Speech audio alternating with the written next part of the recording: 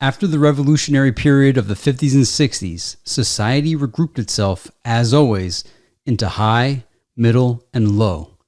But the new high group, unlike all its forerunners, did not act upon instinct, but knew what was needed to safeguard its position. It had long been realized that the only secure basis for oligarchy is collectivism. Wealth and privilege are most easily defended when they are possessed jointly. The so-called abolition of private property, which took place in the middle years of the century, meant, in effect, the concentration of property in far fewer hands than before, but with this difference that the new owners were a group instead of a mass of individuals. Individually, no member of the party owns anything except petty personal belongings. Collectively, the party owns everything in Oceania because it controls everything and disposes of the products as it thinks fit. In the years following the revolution, it was able to step into this commanding position almost unopposed because the whole process was represented as an act of collectivization. It had always been assumed that if the capitalist class were expropriated, socialism must follow. And unquestionably, the capitalists had been expropriated. Factories, mines, land, houses, transport, everything had been taken away from them. And since these things were no longer private property, it followed that they must be public property. Ingsoc, which grew out of the earlier socialist movement and inherited its phraseology, has in fact carried out the main item in the socialist program, with the result foreseen and intended beforehand that economic inequality has been made permanent. But the problems of perpetuating a hierarchical society go deeper than this. There are only 4 ways in which a ruling group can fall from power. 1. Either it is conquered from without, or 2, it governs so inefficiently that the masses are stirred to revolt, or 3, it allows a strong and discontented middle group to come into being, or 4, it loses its own self-confidence and willingness to govern. These causes do not operate singly, and as a rule, all 4 of them are present in some degree. A ruling class, which could guard against all of them, would remain in power permanently. Ultimately, the determining factor is the mental attitude of the ruling class itself. After the middle of the present century, the first danger had in reality disappeared. Each of the 3 powers which now divide the world is in fact unconquerable and could only become conquerable through slow demographic changes which a government with wide powers can easily avert. The second danger, also, is only a theoretical one. The masses never revolt on their own accord, and they never revolt merely because they are oppressed. Indeed, so long as they are not permitted to have standards of comparison, they never even become aware that they are oppressed. The recurrent economic crises of past times were totally unnecessary and are not now permitted to happen, but other and equally large dislocations can and do happen without having political results because there is no way in which discontent can become articulate.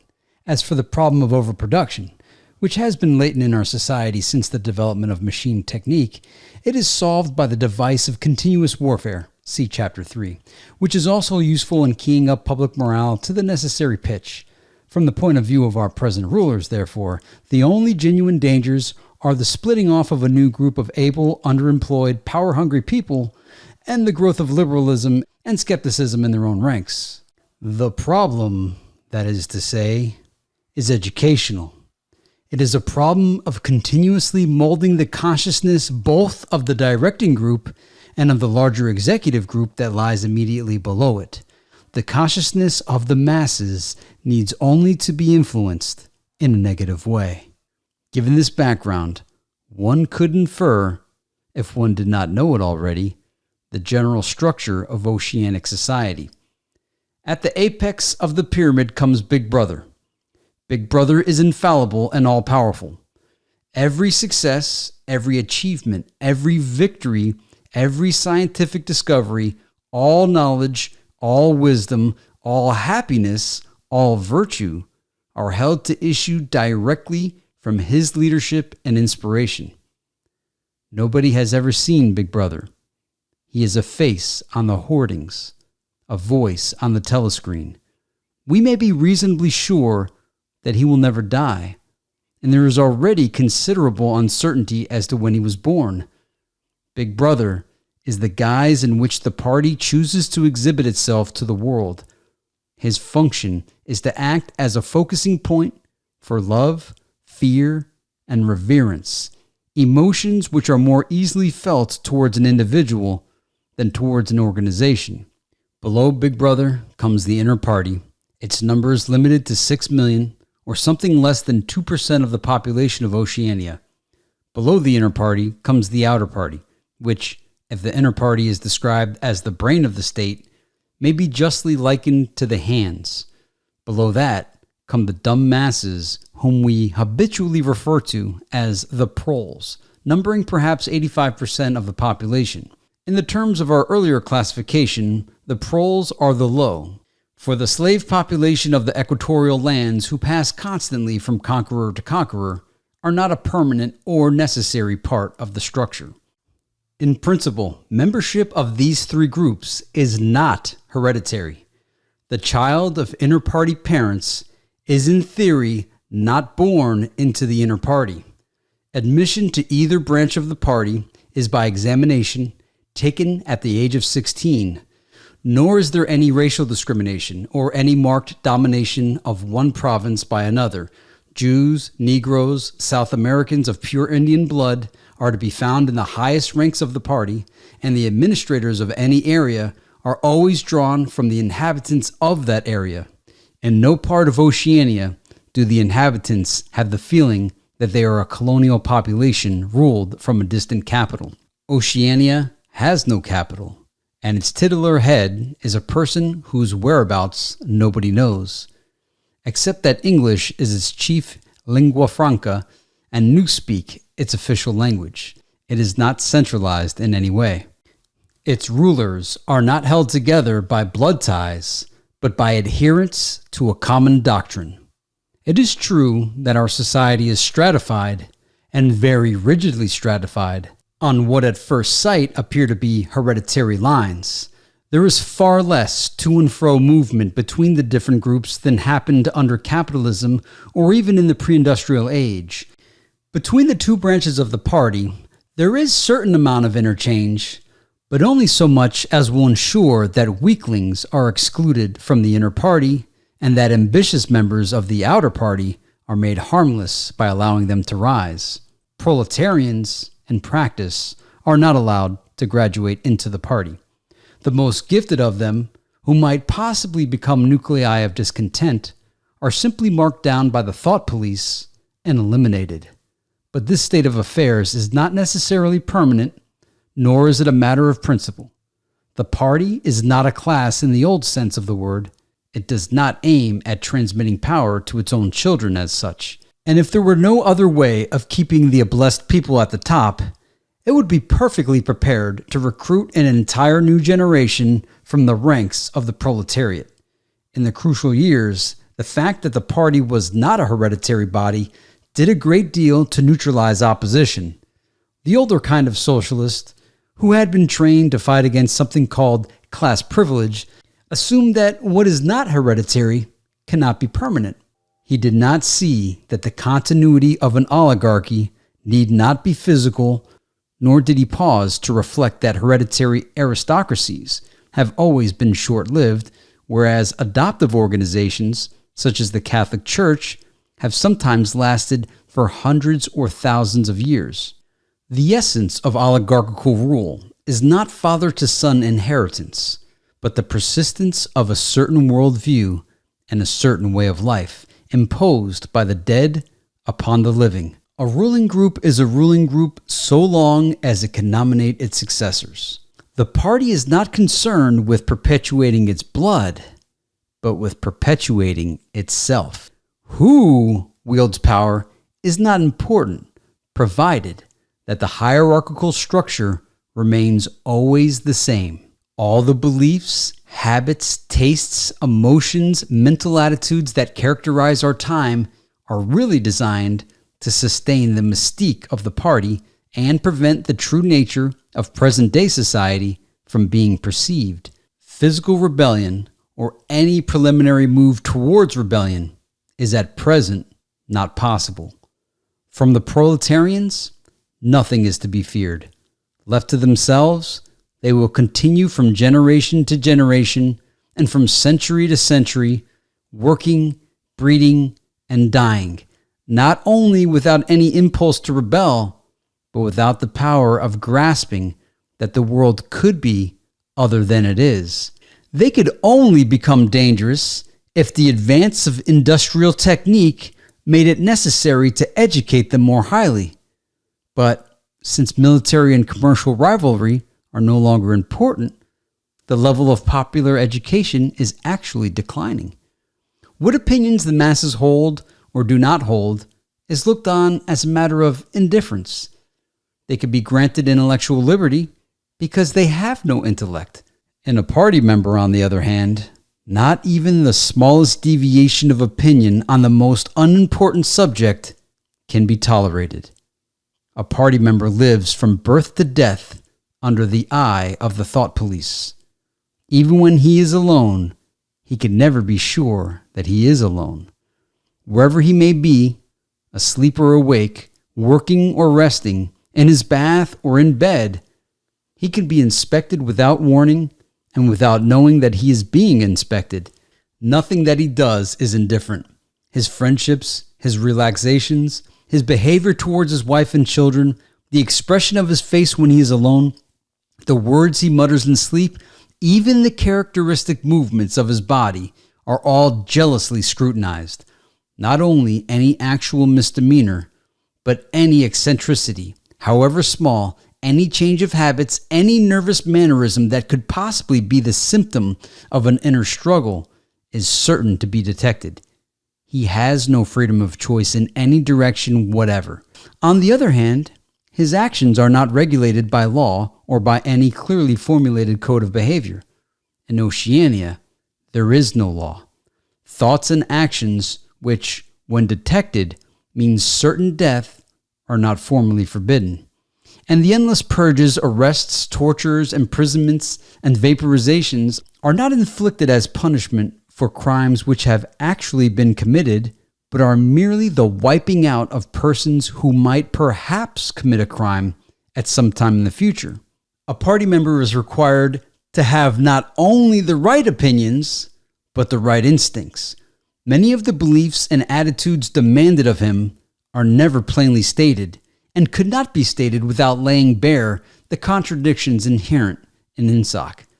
If he is a person naturally orthodox, in Newspeak a good thinker, he will in all circumstances know, without taking thought, what is the true belief or the desirable emotion.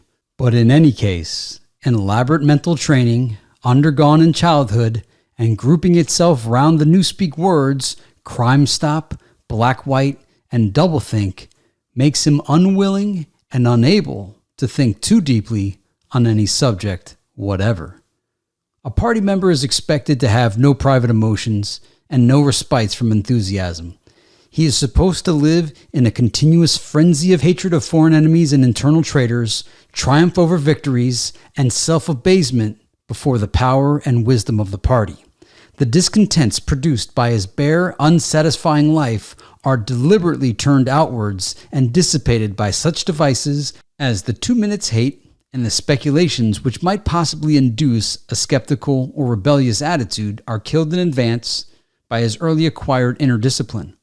The first and simplest stage in the discipline, which can be taught even to young children, is called, in Newspeak, Crimestop. Crimestop means the faculty of stopping short, as though by instinct, at the threshold of any dangerous thought.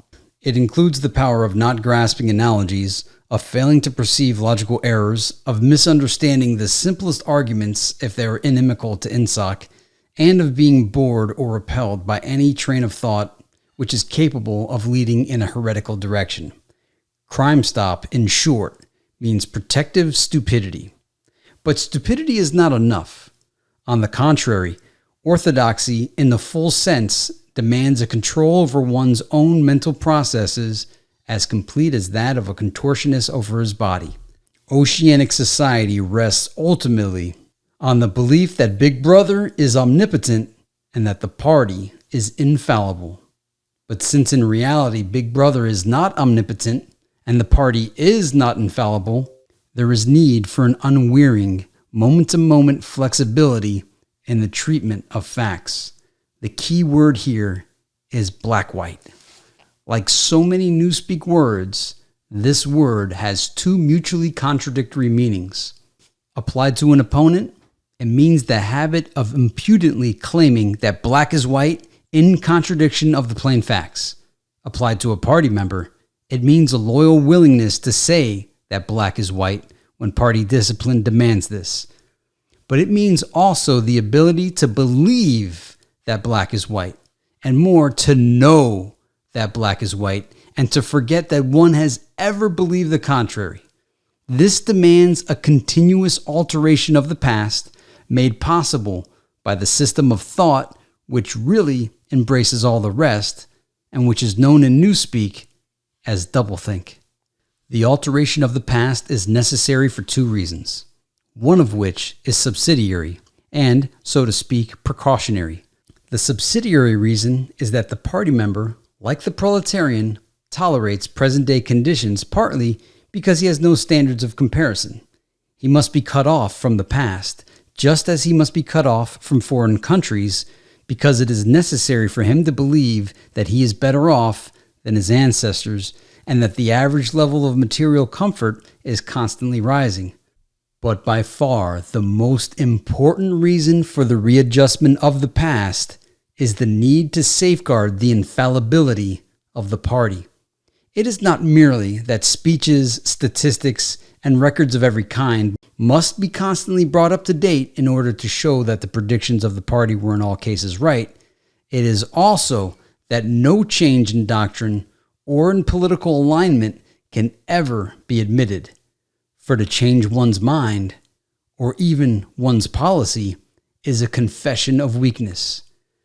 If, for example, Eurasia or East Asia, whichever it may be, is the enemy today, then that country must always have been the enemy. And if the facts say otherwise, then the facts must be altered. Thus, history is continuously rewritten.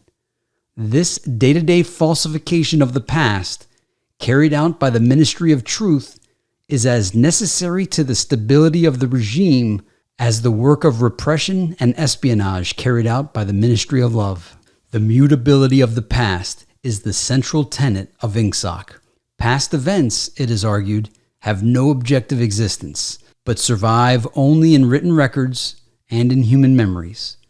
The past is whatever the records and the memories agree upon. And since the party is in full control of all records and in equally full control of the minds of its members, it follows that the past is whatever the party chooses to make it.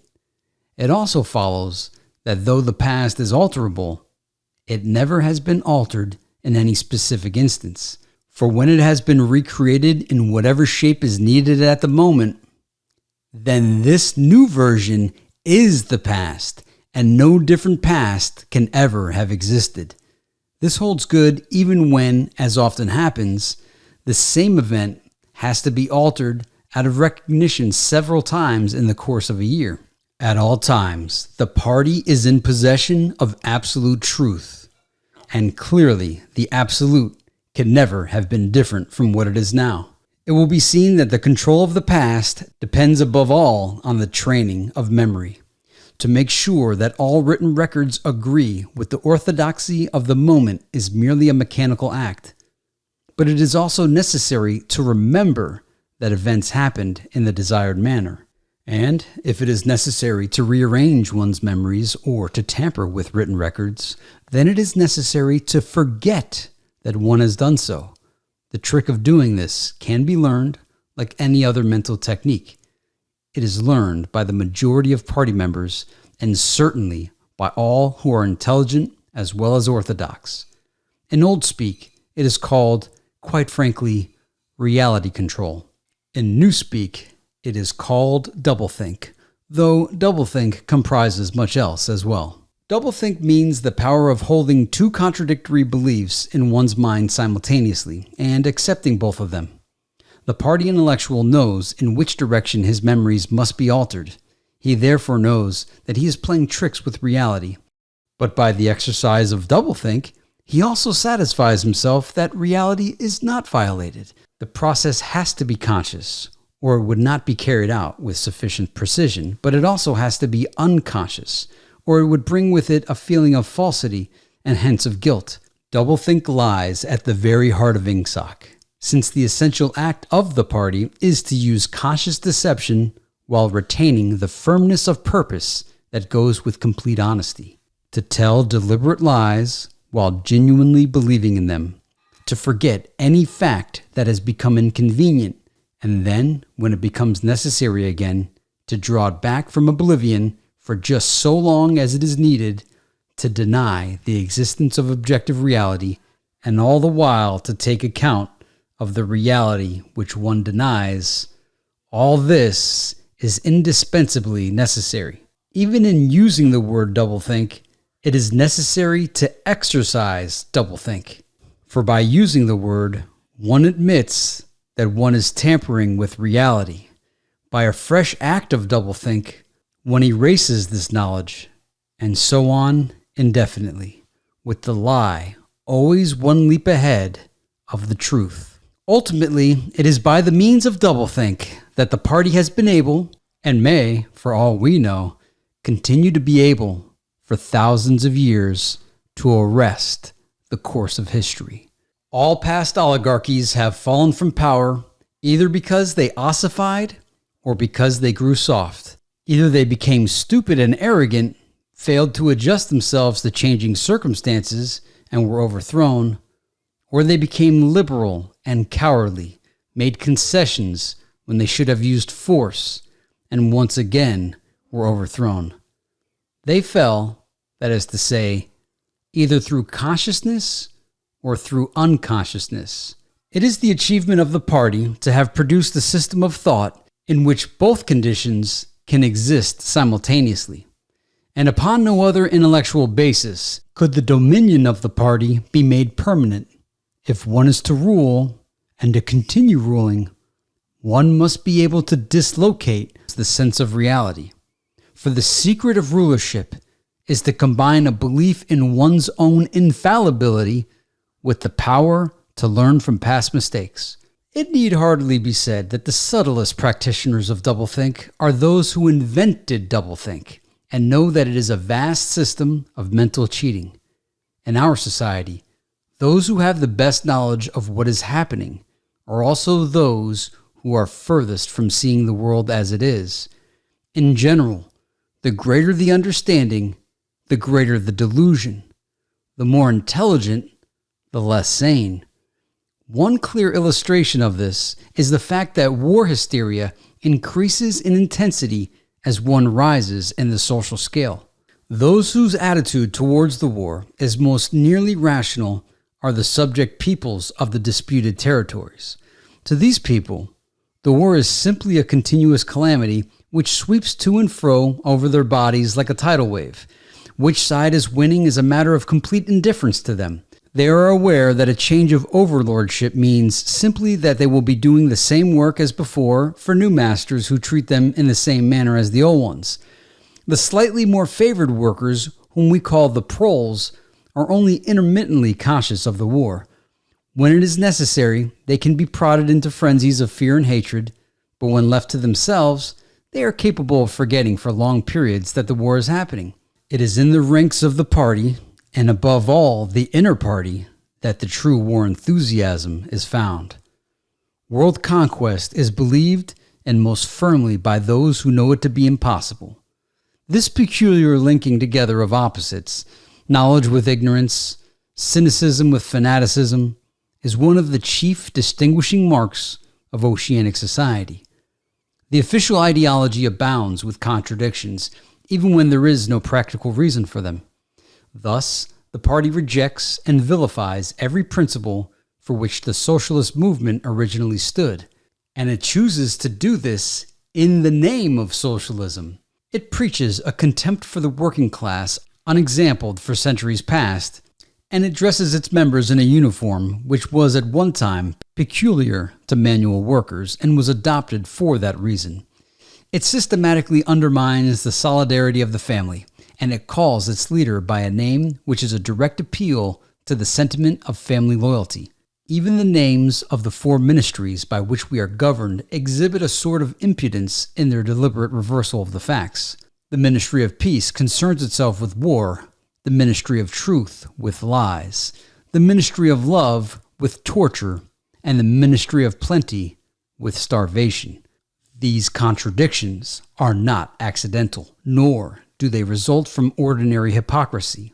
They are deliberate exercises in doublethink. For it is only by reconciling contradictions that power can be retained indefinitely. In no other way could the ancient cycle be broken. If human equality is to be forever averted, if the high, as we have called them, are to keep their places permanently, then the prevailing mental condition must be controlled insanity. But there is one question until this moment we have almost ignored. It is, why should human equality be averted?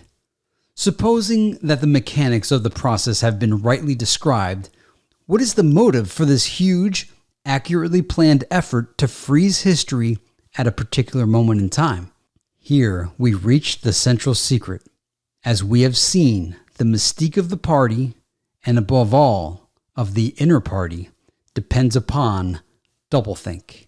But deeper than this lies the original motive, the never-questioned instinct that first led to the seizure of power and brought doublethink, the thought police, continuous warfare, and all of the other necessary paraphernalia into existence afterwards. This motive really consists, and that concludes the chapter. Thank you for listening. If you'd like to purchase a copy of 1984, there will be a link in the description below. Make sure you subscribe. Leave a comment.